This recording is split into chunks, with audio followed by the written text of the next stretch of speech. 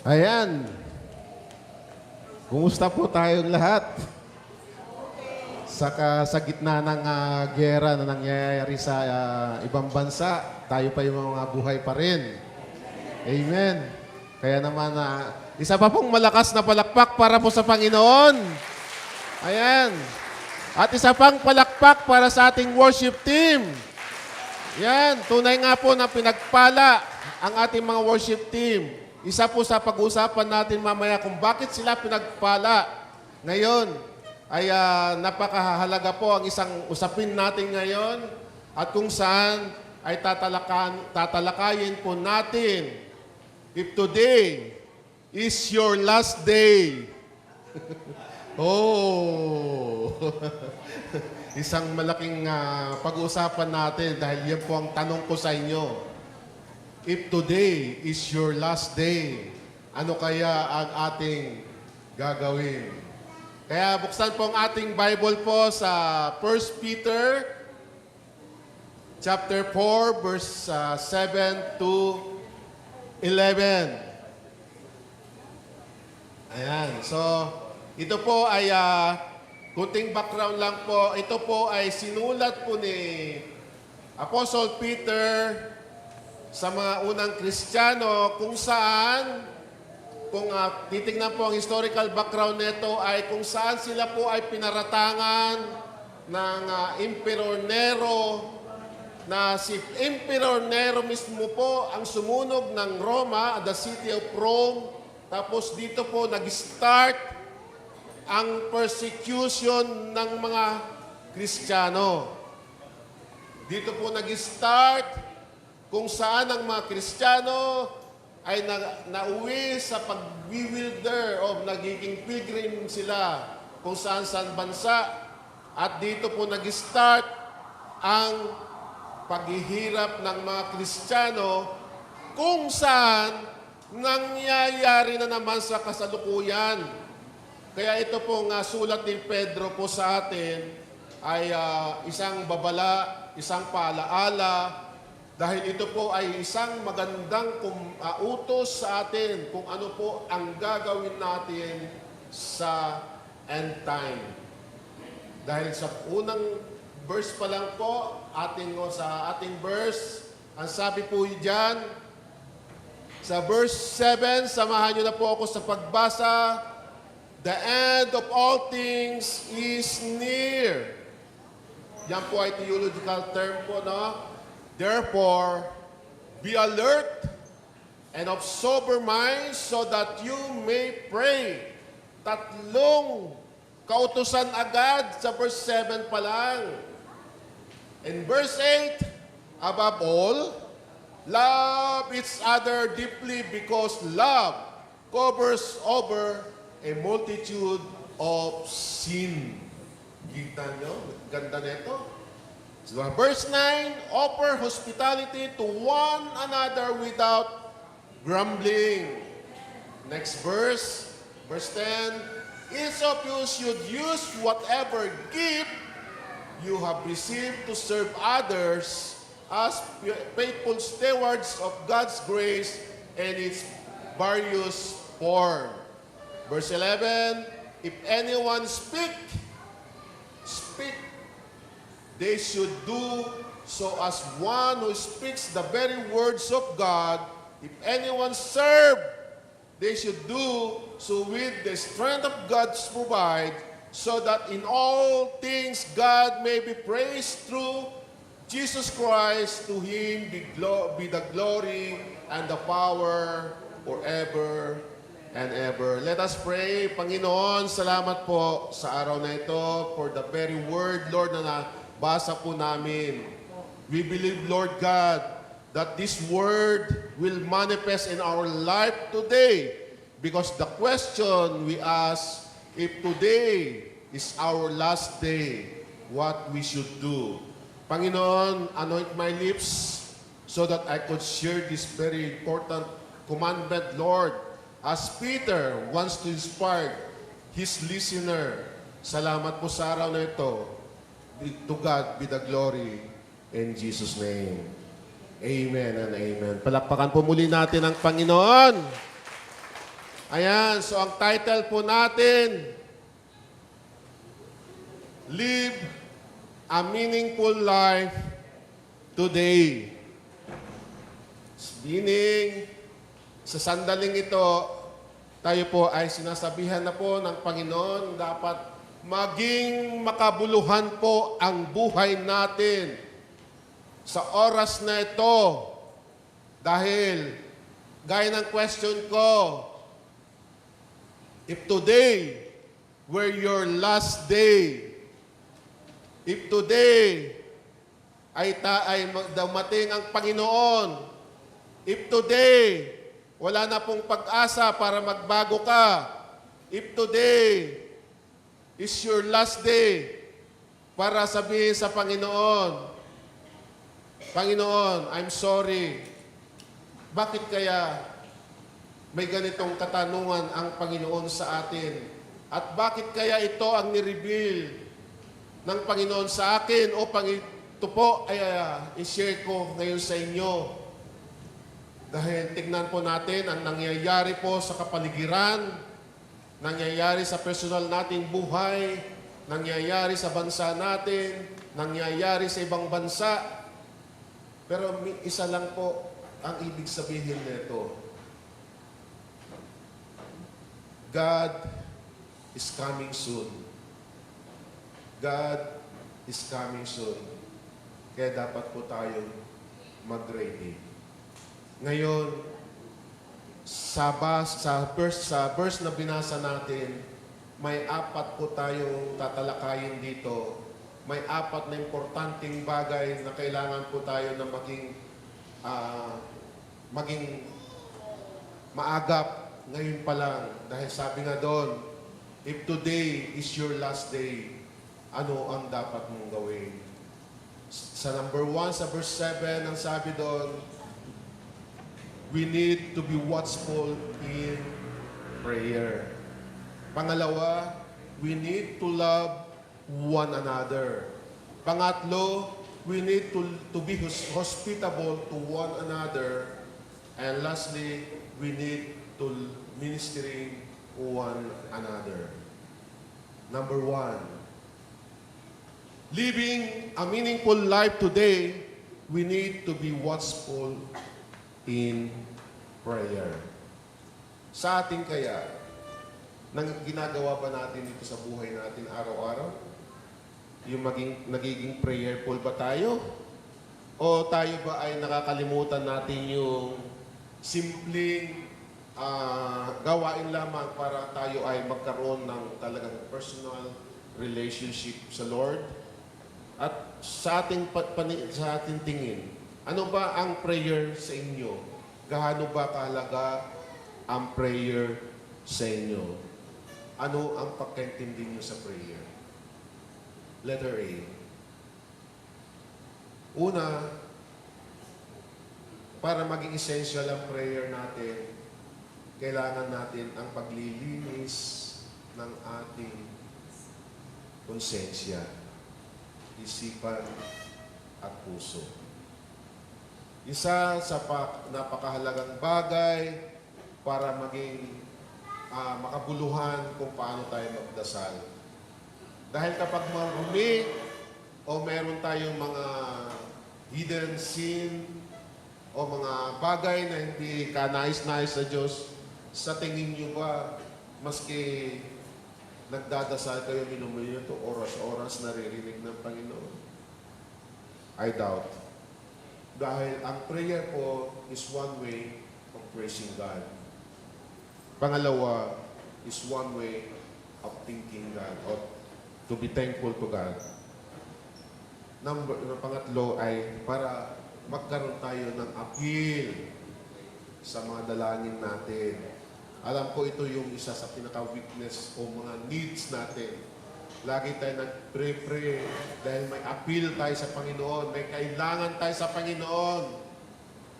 Kung kinikilala natin ang Diyos na siya ang may akda ng buhay natin, kung kinikilala natin ang Diyos na siya ang mag-provide ng lahat ng pangangailangan natin, ito ang mahalaga.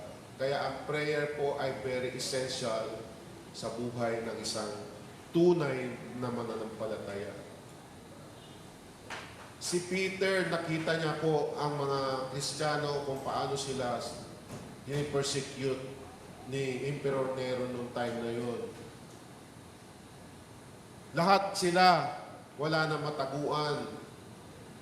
Kasi lahat ng mga Roman Empire o Roman talagang wanted sila eh. Sa ibang bansa, o dito na lang sa ating bansa, marami din mga Kristiyanong pinipersecute.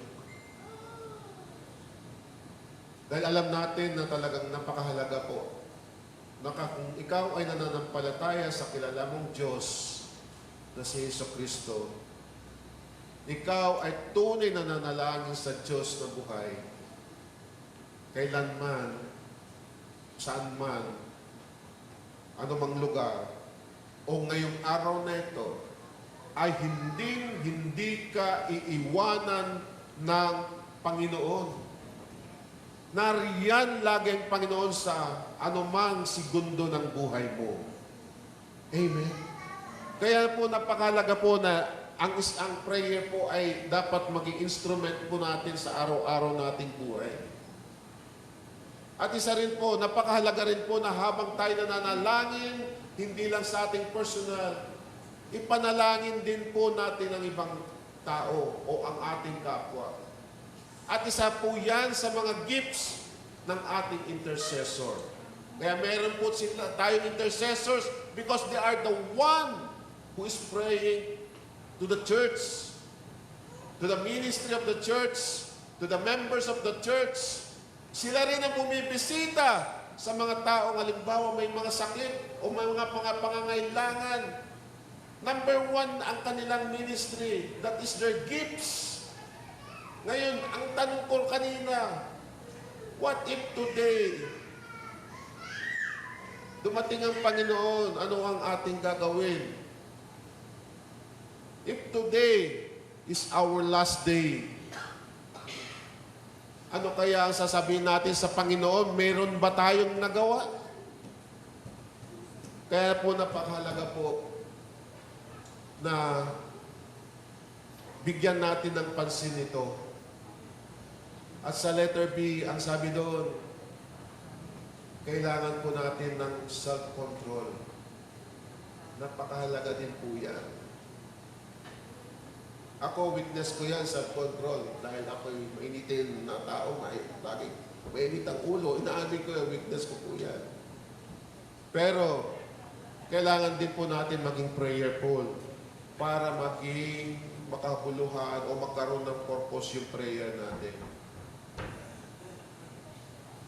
Alam niyo po, kapag may self-control po tayo, napapansin niyo ba yung isip natin, yung mental mind natin, ay talagang nakatuon po tayo sa Diyos.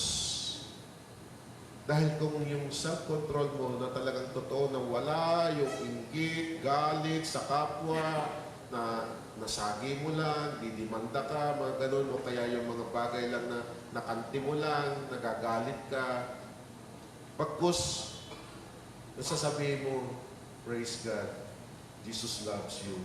Ibig sabihin, may self-control ka sa sarili mo. Alam mo na kung magpigil sa mga bagay na kailangan mo. Nakapokus ka na. Wala nang distraction. Dahil alam kong ikaw ay nananalangin. Meron ka ng self-control. Yan po sa gustong ipahatid sa atin ni Peter.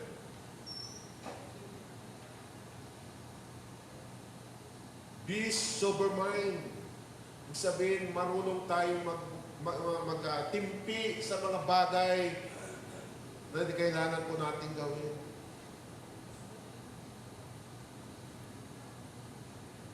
And of course, kapag may self-control natin, everything naman po yung pinapanalangin natin, I'm very sure, magsasucceed po tayo. I'm very sure na maririnig po ng Lord dahil nakapokus ka sa Kanya. Hindi ka nakapokus sa problema, hindi ka nakapokus horizontally but vertically. Hindi ka nakapokus sa anumang bagay sa mundong ito. Well, nangyayari mga calamities o mga economic sa ibang bansa, nadamay tayo. But because we have our God, we are in control. Kaya kung ano man ang kanilang nararanasan, hindi po natin maramdaman dahil we have our God who is alive. Amen. Oh, hallelujah. Kailangan din po natin, hindi po tayo na-shake. Stay unshakable. And dapat naka-stick tayo sa routine natin. Ang daily routine po natin ay yung manalangin. Ang daily routine po natin ay gawin ang mga maka-Diyos na gawain. Dahil kapag lahat yan ay nangyayari at ginagawa mo, mamomotivate ka. Mamomotivate ka sa mga gawain makalangit. Mamomotivate ka na talagang ikaw ay lumalakad ayon sa pamantayan ng Lord, hindi sa standard mo, kundi sa standard ng Panginoon. Amen? Yes, sabi nun, therefore be alert and sober of mind so that you may pray. Tatlong kautusan pa lang yan ay sinuturo sa atin sa verse 7. But very important because this is command. Ngayon, magmi-ministry tayo kapag hindi tayo ready. Ano ang ating gagawin? If today is our last day, dapat ready po tayo anytime. Ako nga nasabihan lang, next panahon lang. But because I have my God, I pray to God that, Lord, God leads me, direct me, give me wisdom, acknowledge, Lord. Para mayroon ako something to share with you. Dahil ay iniisip ko lagi, Lord, if today is my last day, ano po? Diba? Tanong natin lahat yun ngayon sa ating mga bilang isang Kristiyano. Amen.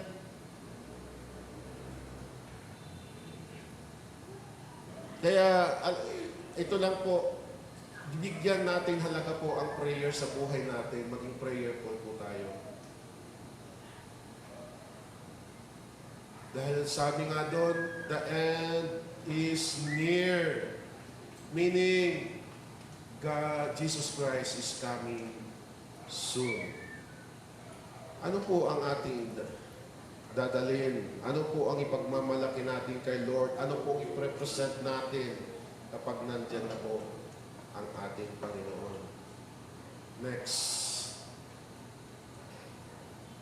Living a meaningful life today, we need to love one another fervently. In verse 8, ano po sabi? Above all, love each other deeply because love covers over a multitude of sin. Ano pong ibig sabihin yan? Fellow believers, as followers of Christ, kapag alam natin na tayo po'y nagmamahal, kapag alam natin at nakikita sa atin ang evidence of the Holy Spirit na tayo marunong magpatawad at tayo marunong magmahal sa kapwa natin, tayo po ay masasabing followers of Jesus, believers of Jesus, and learners of Jesus. Amen. Marunong po tayong magpatawad dahil ang isang taong unang nagpatawad sa atin ay ang Diyos na pinako sa cross. Ginawa niya yon para lahat po tayo ay mapatawad sa ating mga kasalanan. Ngayon naman ang oras at panahon na tayo naman ay magpatawad sa ating mga kasalanan ng ating mga kapwa. At para tayo mapatawad ng Diyos, matuto tayong magmahal ng ating kapwa. Ano bang sabi ng isang pinakamalaking commandment? Love your enemies. One of the greatest commandment. Alam mo nun, lovers covers all. Oh, God's love, that means agape love. Ipakita natin sa kapwa natin na tayo lumalakad ay sa katwiran ng Diyos. Tayo natututong na tumayo dahil tayo ay naniniwala sa Diyos. Believers tayo at tayo'y covered ng banal na Espiritu. Meaning, totoong followers tayo ng ating Panginoong Jesucristo. Pero, paano kung ang kalaway mo ay hindi ka mapatawad at ikaw lang ang humingi ng patawad? Siyempre, Diyos na lang ang nakakaalam kung siya po ay mapapatawad. Amen? Dahil yun po yung mahalaga doon. Pinatawad mo siya. Kung para po siya ay hindi marunong magpatawad, Diyos na lang po ang nakakaalam. Amen? Palakpakan nga po natin ang Panginoon. Ayan, next po natin sa letter A. Ano po sabi dyan? Love your church. Love your church. Meaning, hindi po basta ang establishment, kundi lahat po nakatabi ninyo. Tingnan nyo nga po yung katabi nyo kung tulog na o gising pa. Ayan. Do you love your seatmates? nasa taas yung natutulog dyan. Ayan. Oh, serve one another. Ibig sabihin kapag may pangangailangan yung kapwa mo, yung katabi mo dyan. Oh, pag tinapik siya, alam mo na, bunot agad. Amen. Oh, serve with a purpose. Yan po yun ang mga bagay na dapat po natin laging tandaan bilang isang believers, followers of Jesus Christ, and learners. Pero nakaakibat ngayon yung learners kasi meaning natututo na tayo. Hindi na po tayo napag-iiwanan. Natututo na tayo dahil marami na tayong naririnig ng mga magbuting balita na inayag sa atin. And dapat doers na rin tayo kung whatever we learn. Napangalaga po yun, doers na rin po dapat tayo. Hindi lang po listeners. Meaning, pag binigyan kayo ng assignment, gawin po natin na may kababaang loob at ayon po sa kagustuhan ng Diyos. At lead by the Holy Spirit. Hindi yung gusto mo lang dahil napilitan ka lang. Kaya ang tanong ko again, what if today is your last day? Alam nyo, talagang may rema sa akin yan. What if today is your last day? Tanong mo sarili mo, may ginawa ka na ba sa buhay mo ngayon? Tanong mo sa sarili mo kung ikaw ba ay lumalakad na sa presensya ng Panginoon o ay sa gusto ng Panginoon. And live a meaningful life today. Yung ating title, maging makabuluhan na, starting today. Bakit si Pastor Day mahilig sa today?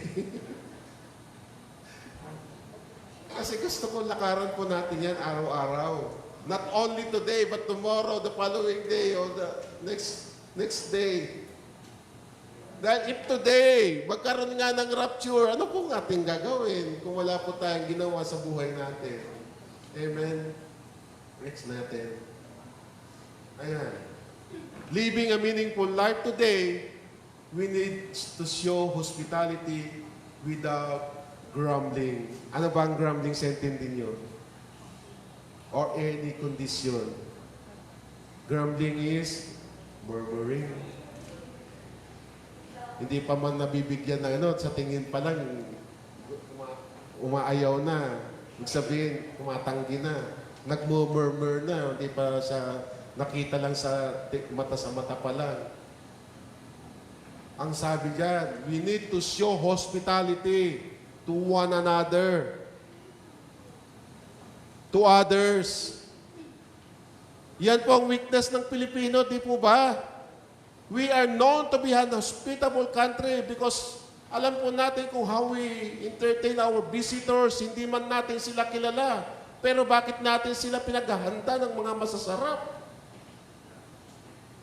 Hindi man natin sila kilala, pero ini-entertain natin sila, pinapainom natin sila ng malamig na tubig. Hindi man natin sila kilala. Bisita lang natin sila, pero we give the best service. Amen. Napaka-importante po sa isang tunay na mananampalataya na hindi po tayo dapat nag-aano ng kondisyon sa mga dapat natin gawin sa ating kapwa. O nagrereklamo dahil meron tayong mga bagay na ayaw natin sa kanila. So dapat tayong mag-serve ng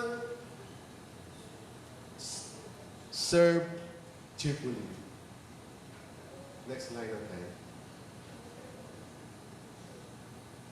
Yan. Serve cheerfully, caring, and respect. Amen. Baka naman umalis yung bisita mo, dami mong sinabi. Dumating ka pa, wala tuloy akong pagkain.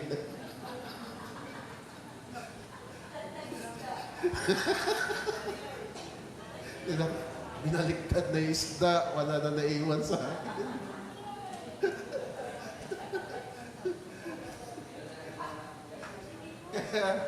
How do you show your hospitality to others kung hindi mo magagampanan yan? You have to serve cheerfully. Masayang pagsaserve sa kapwa natin. Serve with caring. Ibig sabihin, wala kang dapat asahan ng kabalik o ano dapat with care yan. With love. Pakita mo yan. Dapat mong gawin yan. And then, respect. Ang tao po, yan po minsan na nawawala sa atin, yung respeto sa kapwa. Kaya paano mo may sabi na ikaw ay isang hospitable man or woman, kung wala ka naman respeto sa kapwa mo o sa bisita mo? Dahil alam mong may nagawa, hindi mo na siya respetuhin. Kung siya man ay magnanakaw, pero alam mo, dapat sila welcome mo para di ka huwag nakawan. Kundi, siyempre, evangelize mo. Ayan. Ang mga politician, i-welcome natin. Invite natin sila sa buhay natin para siran natin sila ng gospel with respect, with care, and serve them. Malay mo, doon sila magbago. Diba? O, mag-uwi natin ang buhay ng mga politician natin. Para di na sila gumawa ng mga bagay na against sa ating Panginoon.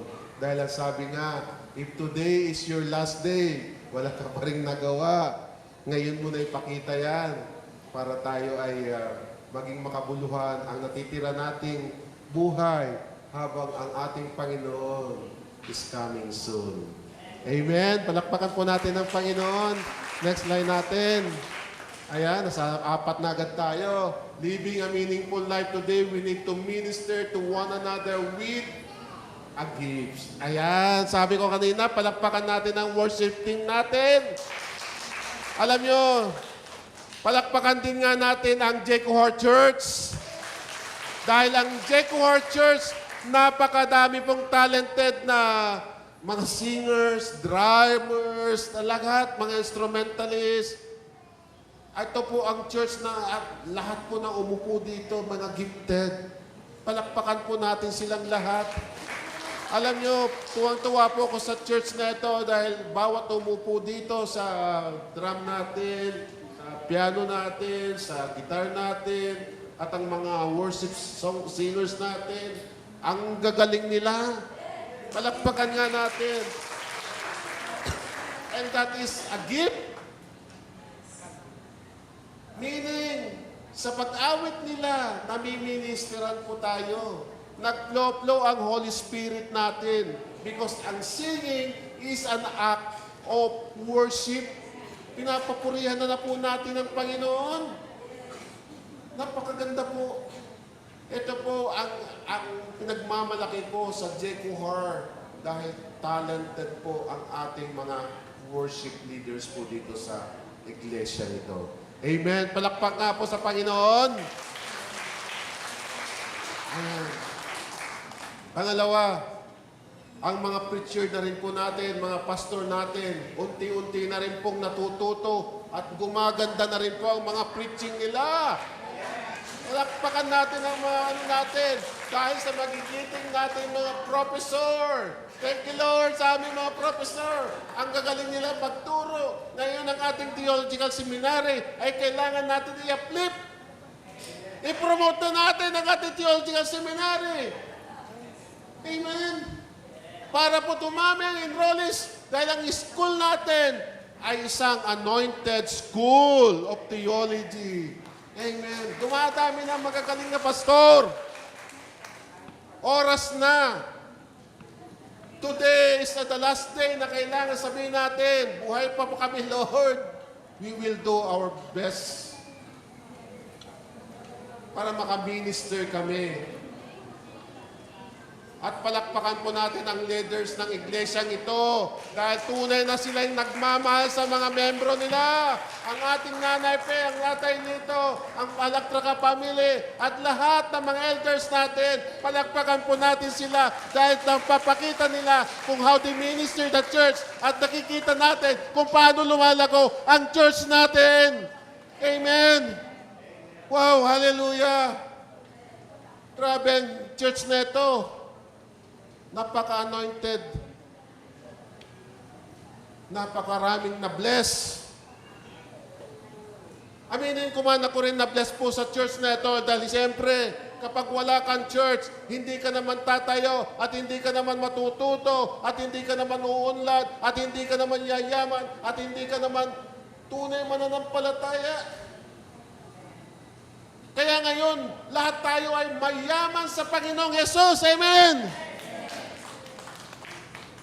Physical man, spiritual man, o lahat ng kayamanan ay pinagkaloob na sa atin ng Diyos. Kaya dapat ngayon sa araw na ito ay angkinin mo na yan. Pinagkaloob na yan. That is the minister na kailangan ipakita natin sa kapwa natin na tayo nakakapag-ministro sa lahat man ng dako o sa lahat man ng gawain, sa finance man, financial man. Nakita nyo, lumalaki na ang ating iglesia, dumadami ng ating mga branches, satellite churches, because mga pinagpala na ang mga membro ng Jekuhar Church. Amen. Hallelujah. Yun po yung pinapakita sa atin ni Peter na hindi po natin kailangan magpilgrim dahil meron na po tayong tunay na iglesia na nagmamalasakit, nagmamahal. At sa iglesyang ito, nakikita na natin ang totoong mananampalataya. Totoong followers of Christ.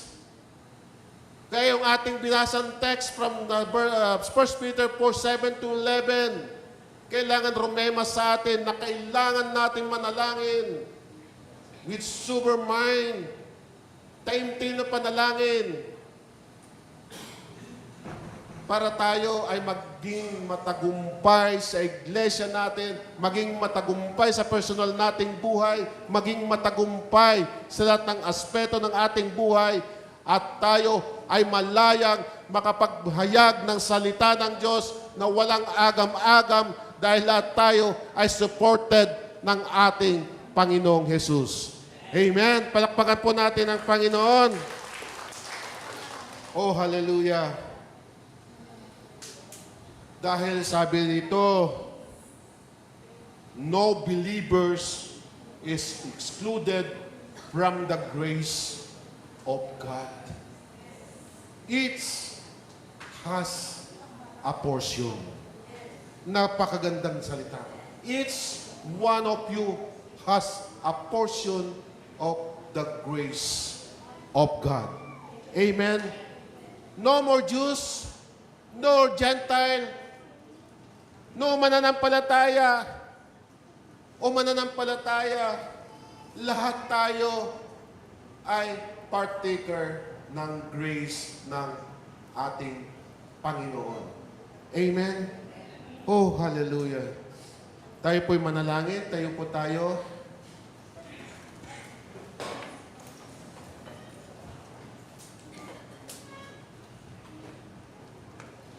Hallelujah, Lord.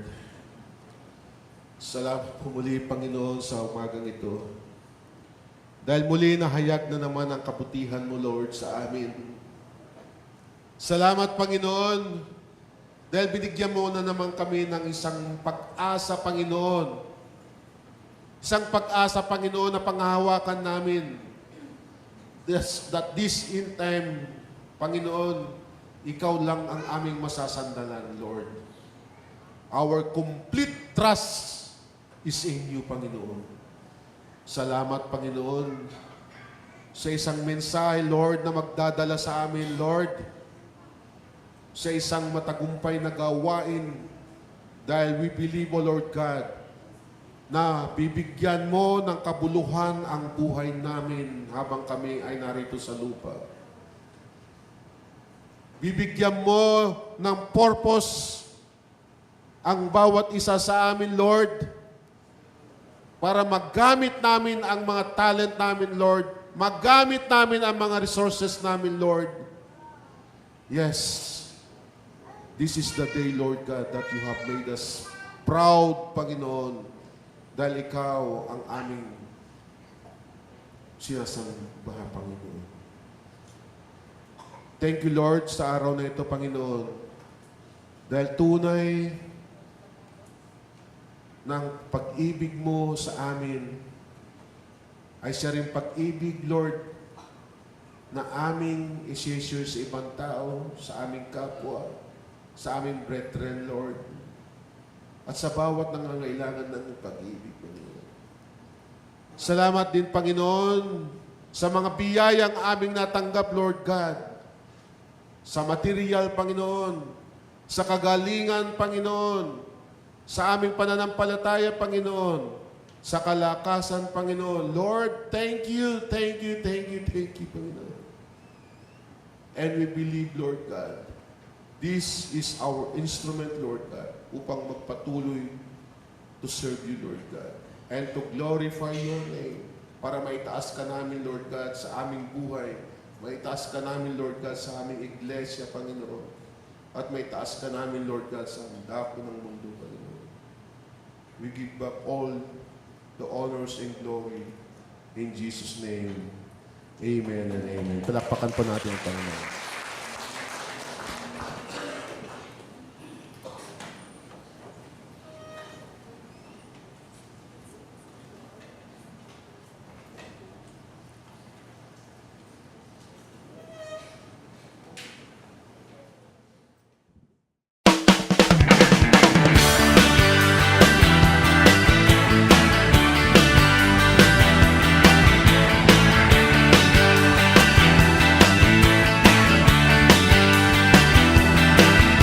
God, you've been so good to me.